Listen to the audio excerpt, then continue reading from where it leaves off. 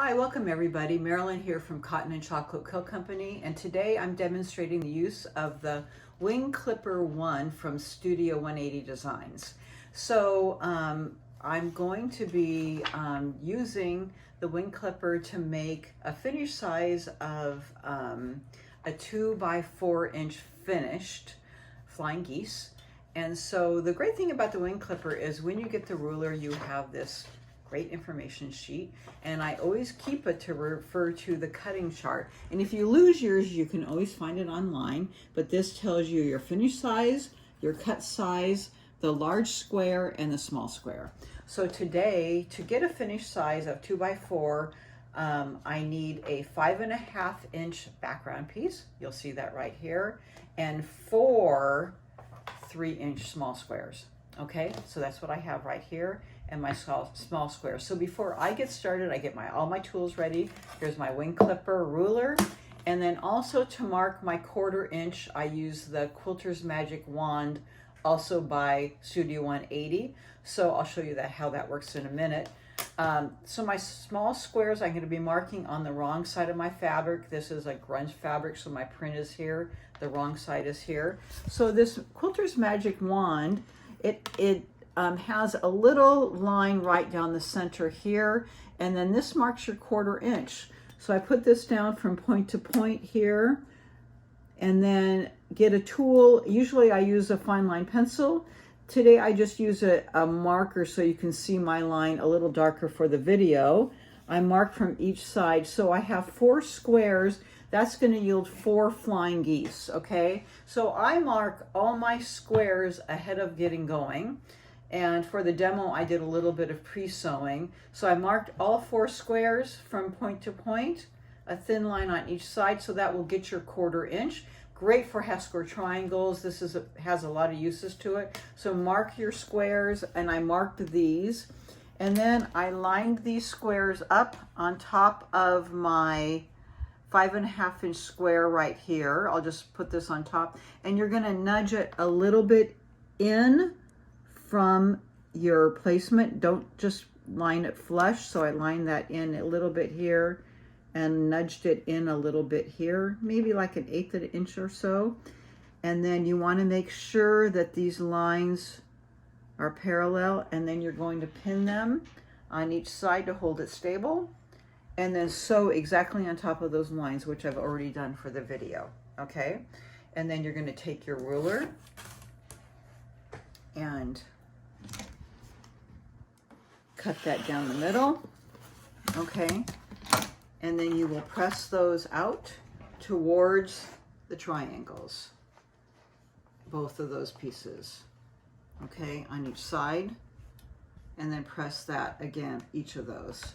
So you'll have 2 edges here, and then you'll take your 2 remaining triangles, put them right here, and nudge those a little bit in and a little bit in. And the key here is that you want to make sure that that line you've marked and that point line up right there, okay, on each end.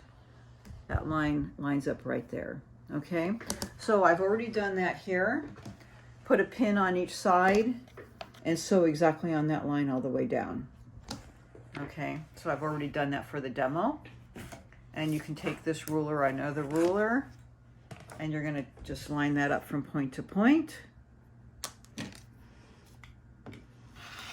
Cut that. Line that up from point to point, and cut that. Okay?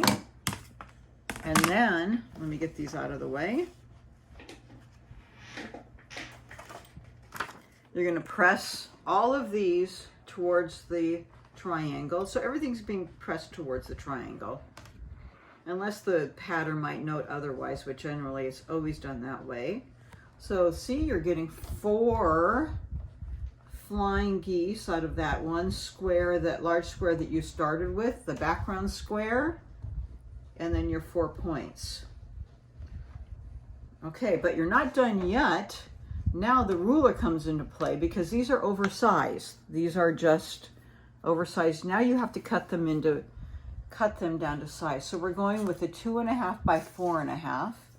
Okay, so I'm right-handed, so I keep the label of wing clipper to my left side, and I'm going to look for the guide here.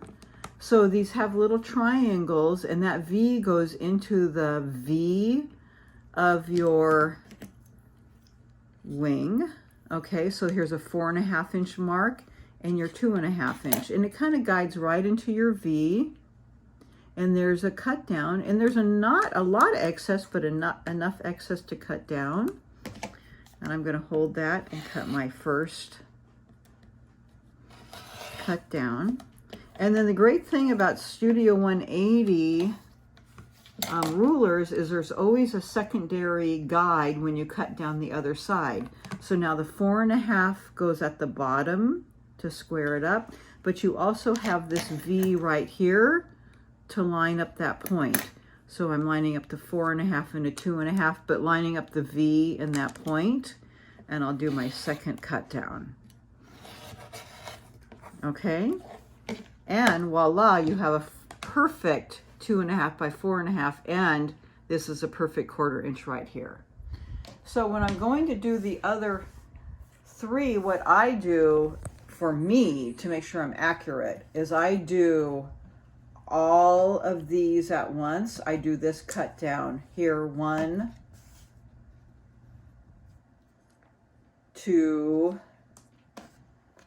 and 3. I cut those at once. So I'm doing the same thing. I do all 4 of those at once, and then turn it, and then do the final cut down 1. You know, so I'm doing the same thing at once. That way I know I'm doing the same cut at once, the final, and then turn it and turn it, so that I'm always really accurate. I remember what I'm doing, and then I'm all done. So then you have 4 flying geese from that 1 square, and you're ready to go. Thanks.